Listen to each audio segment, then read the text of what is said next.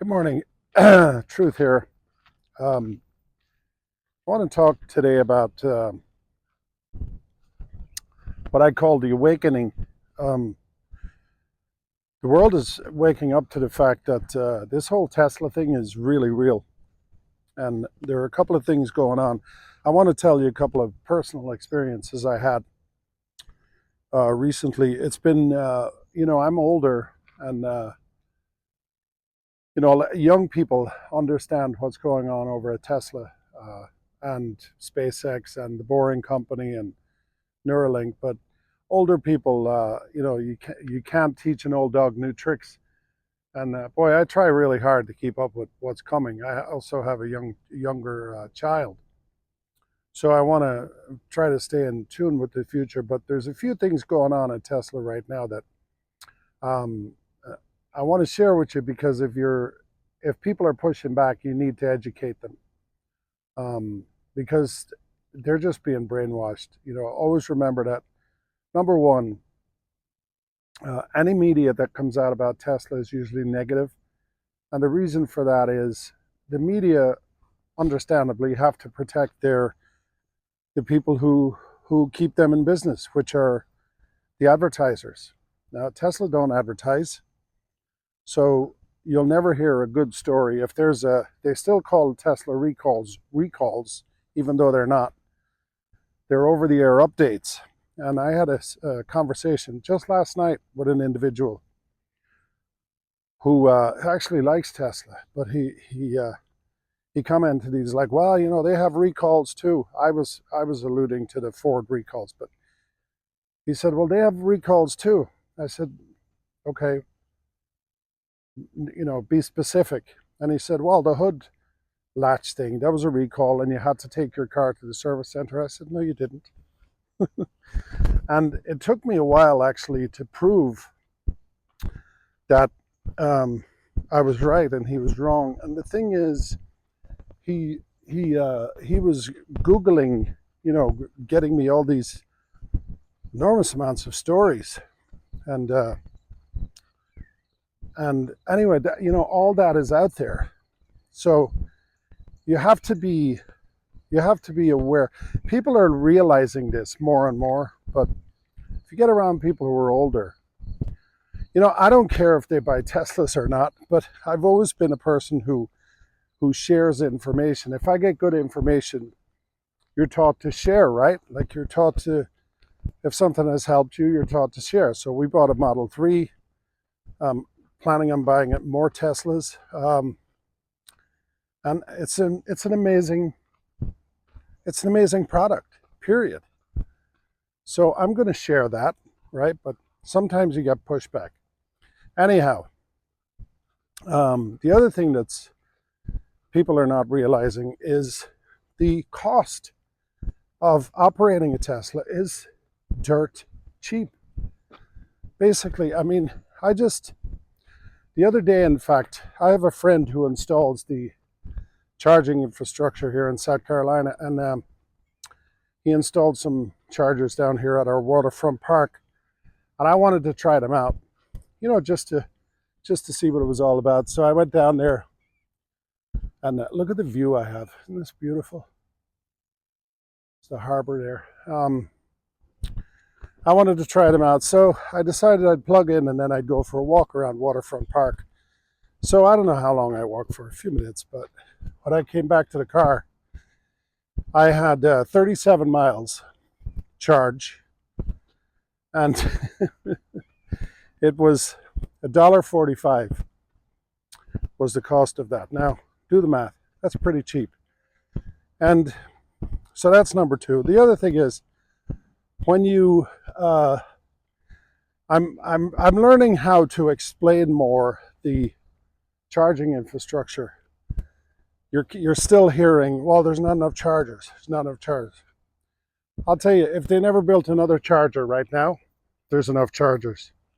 And here's why. And I say that in jest, we need more chargers. But what people don't realize is, I want you to try to imagine, if you had a gas station in your house, if every house had a gas station, if every apartment building had a gas station, how many gas stations would we actually need? So basically, my house is a gas station. I have a Tesla charger in my home. I come home, I plug it in, I wake up in the morning, my car is fully charged, right? So we don't need as many chargers as people think. And we travel up and down the East Coast. There's a lot of chargers and there's plenty of infrastructure if if you require it, if you're going on long distances. There's actually a story out of California. Excuse me, a guy drove from California to North Carolina in a Tesla Model Y, I believe it was.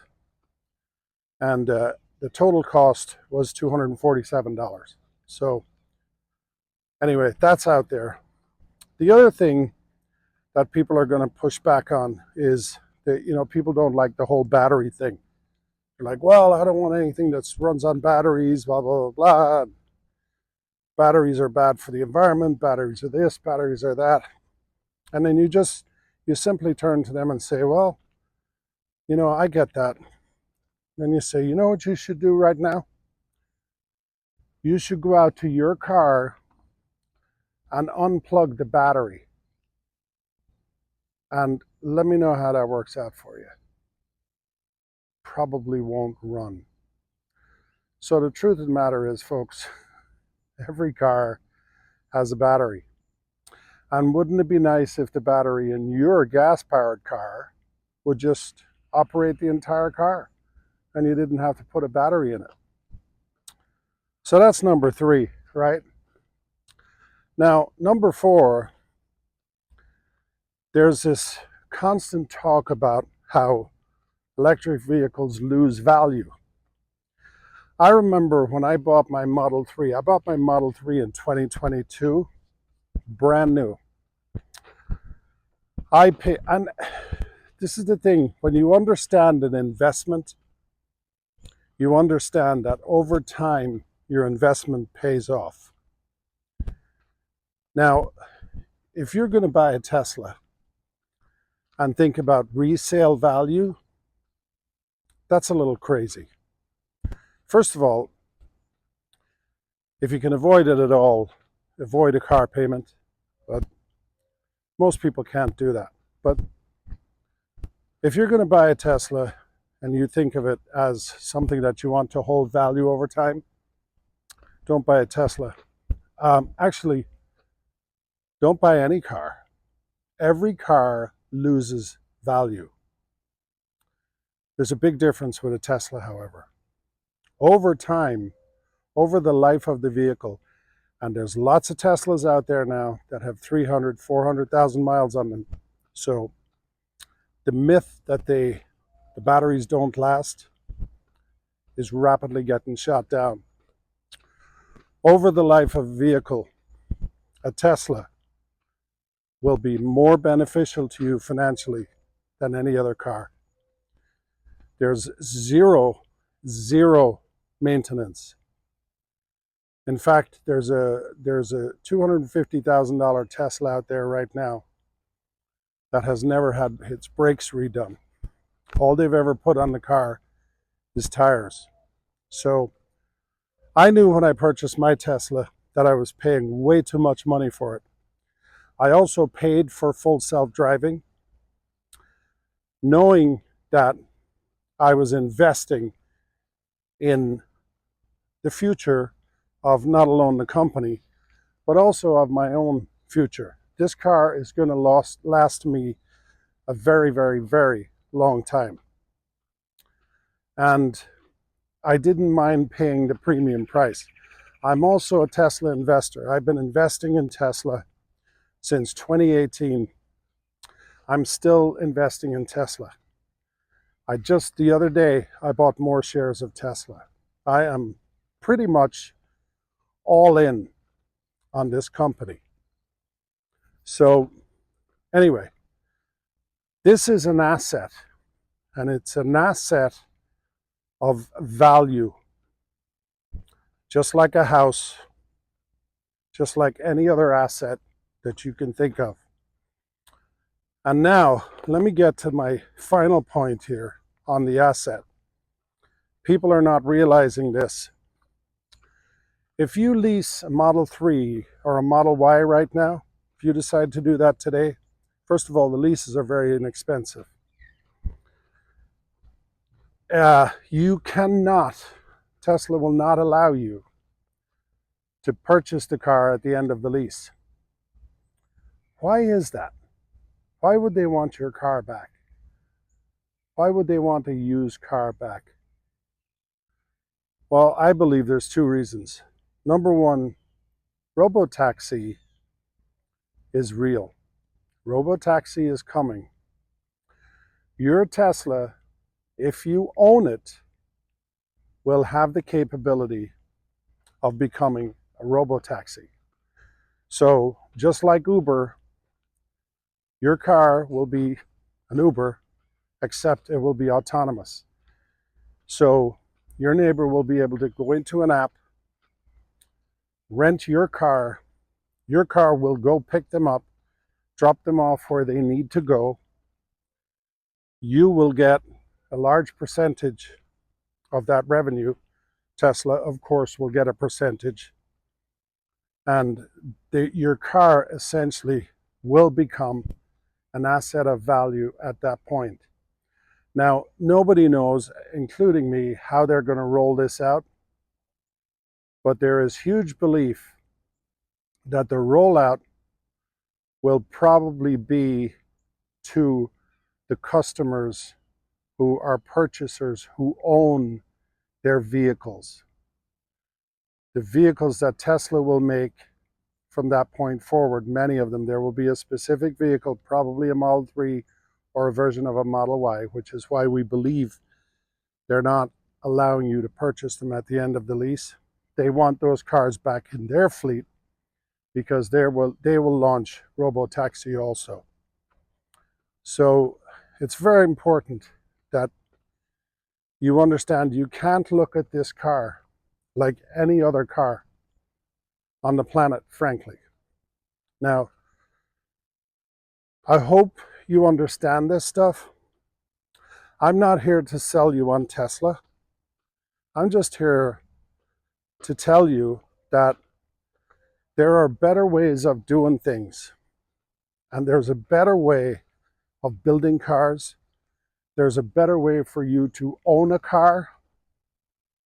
And there's a better way for us all to understand that going forward, we must begin to recycle energy and provide more of it. And people will argue that, batteries, you have to mine for battery materials also. And yeah, that's true. The only problem is the difference between batteries and oil is that we constantly have to keep going back in the ground for the oil, keep taking it out, and keep refining it and keep using it over and over and over again. Over time, batteries are being recycled. They're at about, I believe there's about a 10% rate of recyclability in batteries right now, and that's rapidly growing. So eventually, when you get to about 50% recycling of batteries, that's a whole new world. A whole new world. And ultimately, the cost of transportation is going to come down significantly to a point where it will come down to about 25 cents per mile. Right now, it's about $3 per mile if you add in total cost. So if you think Teslas are coming down in price because the company is having problems selling cars, you're sadly mistaken. That's not the goal. The goal is to reduce prices. The goal is to reduce cost of transportation. The goal is to reduce the cost of energy. And the benefactor of all this is going to be the consumer. I know that's hard to believe because we live in a corporate world where profits are key. That's not where Tesla is coming from. I'm just telling you. Anyway, listen, I hope you liked the video. And if you're a little older, if you're young, you didn't learn anything here because you already know it. If you're a little older and you're a fan of Tesla, or you've purchased a Tesla and your friends are mocking you, there's some information in here that'll help you. But use the battery one. Battery one is brilliant. Every single car on the planet is dependent on a battery. Remind your friends of that. Thanks for watching. Like, subscribe, and share.